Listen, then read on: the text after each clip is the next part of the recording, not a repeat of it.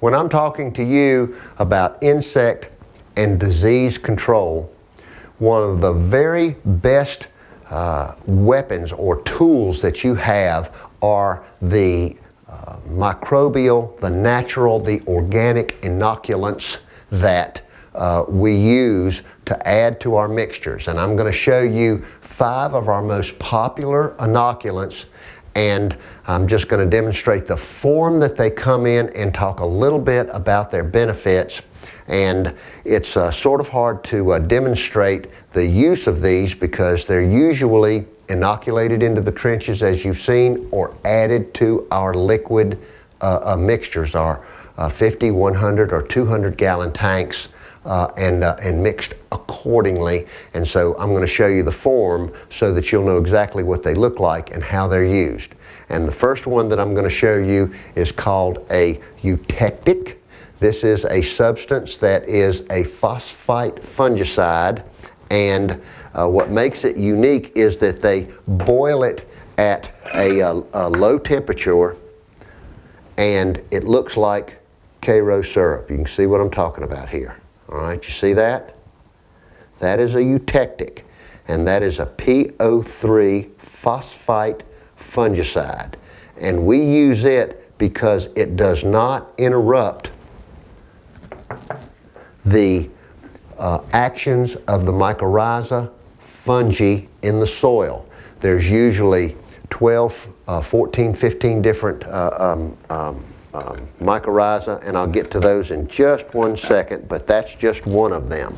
We also have humus, which is earthworm castings, and a lot of people think that earthworm castings has to be something very slimy, and when they're properly processed, this is what they look like.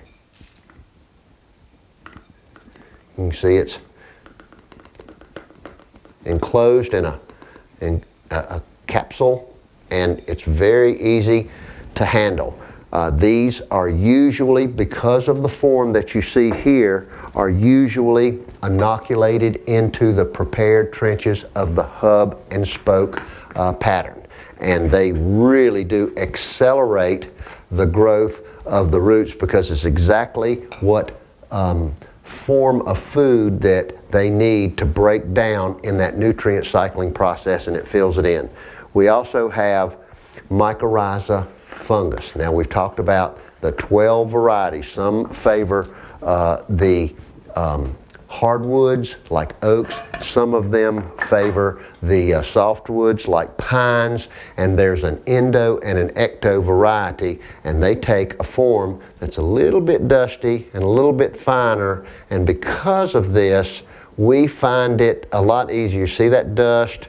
There's nothing toxic about that. It's not even much caustic, but that's exactly what they look like. Have a very distinct odor. You'll get familiar with that as you begin to use it, and that's best to mix in water and apply into the prepared trenches of your hub and spoke pattern once again.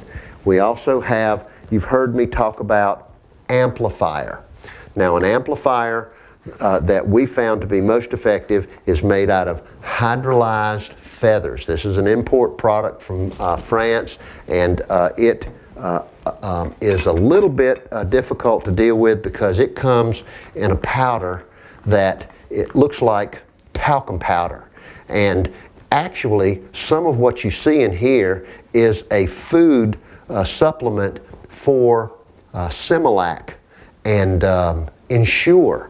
It's that nutritious. It's a very high source of protein, and it allows us to use less of things like an insecticide or a soil applied. This is not good for foliar application. It's just for ground and drenching in the critical root zone, but it is very, very effective.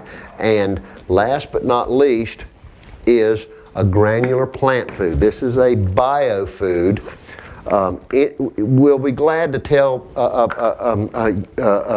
any requests that you have for where you get this. We have cost for this, this granular plant food is $37.50 for a 50-pound bag, and it's 69 cents per pound. And it comes in, this is not a fertilizer in any way, and you see it's nice and granular. It comes in these round balls. It's lignite, and lignite is the form of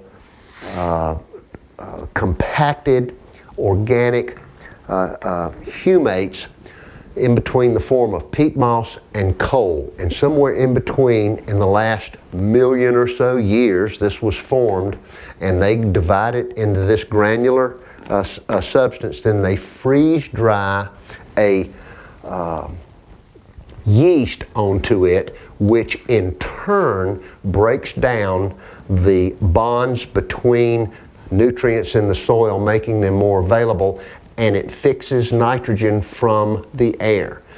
Nowhere in this presentation have you seen or heard me refer to applications of urea or ammonium-derived nitrogen, and that is because it's everywhere. We can't get away from it, and we continue to find that when this excess and immediately available nitrogen is applied to the lawn, and it leaches into the trees and the natural areas, the beds where the bushes and trees are growing, it sends them a signal to grow at all cost, when in fact at certain times of the year we would prefer that they put out root growth, that they would devote their internal resource allocations to disease and insect suppression, especially late in the summer when it's hot and it's dry.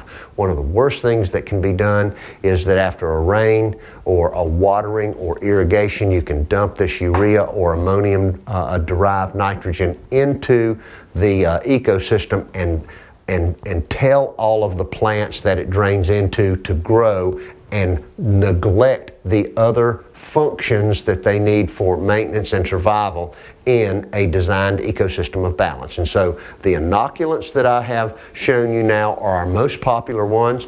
Call us if you want to know where we get them, and if you'd like to acquire them. Otherwise, look in your region, find them, use them, and consult with us and the network that we access for you, and find out what is the best way to solve these problems.